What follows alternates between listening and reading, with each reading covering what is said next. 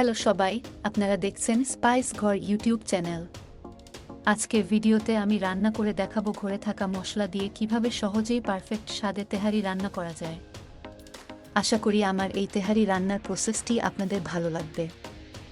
তেহারি রান্নার জন্য এখানে আমি নিয়েছি ছোট ছোট 2-3 টুকরা দারচিনি, 6 থেকে 7 পিস এর মতো এলাচ, জয়ত্রী এবং একটা আস্ত জায়ফল 4 ভাগের 1 ভাগ। তারপর সব মশলাগুলো আমি একসাথে বেটে নিয়েছি। আর নিয়েছি আধা কেজি পরিমাণ গরুর মাংস। তারপর তেহারি রান্নার জন্য 200 ml পরিমাণ রান্নার তেল দিয়ে ভালোভাবে গরম করে দিয়ে দিচ্ছি প্রায় 100 গ্রাম পরিমাণ পেঁয়াজ কুচি। আর পেঁয়াজগুলো ভেজে হালকা বাদামি কালার করে নেব। পেঁয়াজগুলো বাদামি কালার হয়ে আসলে দিয়ে দিব 1 চা চামচ রসুন বাটা, 1 চা চামচ আদা বাটা, 4 থেকে 5 পিস কাঁচামরিচ।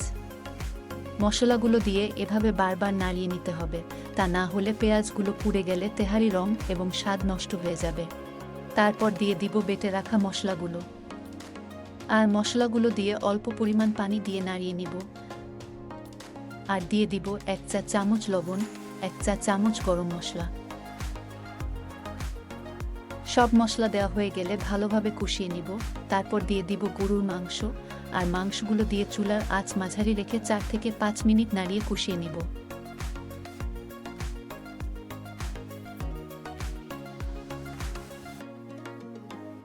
তারপর দিয়ে দিব 100 গ্রাম পরিমাণ টক দই।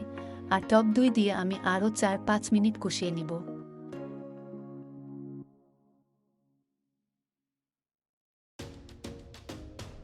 তারপর 1 কাপ পরিমাণ পানি দিয়ে চুলার আঁচ মাঝারি রেখে গরুর মাংসগুলো রান্না করব প্রায় 30 মিনিট সময় ধরে।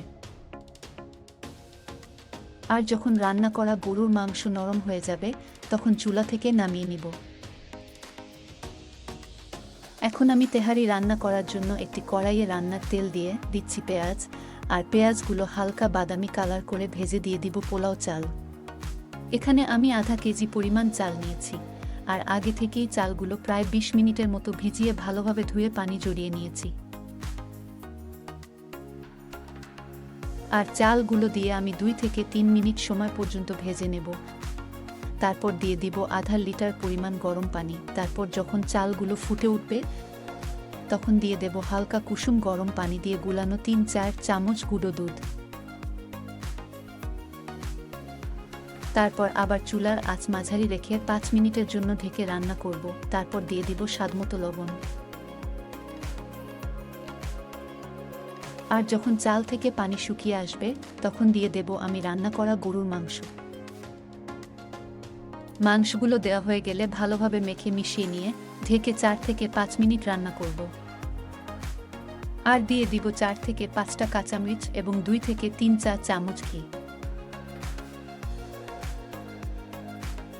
তারপর আবার 10 থেকে 15 মিনিট থেকে রান্না করব। আমার এই তেহারি রান্নায় অতিরিক্ত স্বাদ আনার জন্য আমি কোনো প্রকার টেস্টিং সল্ট ব্যবহার করিনি। আপনারা চাইলে ব্যবহার করতে পারেন। আর আমি যে প্রসেসে তেহারিটি রান্না করেছি এই প্রসেসে আপনারা রান্না করলে অবশ্যই পারফেক্ট তেহারির স্বাদটা পাওয়া যাবে।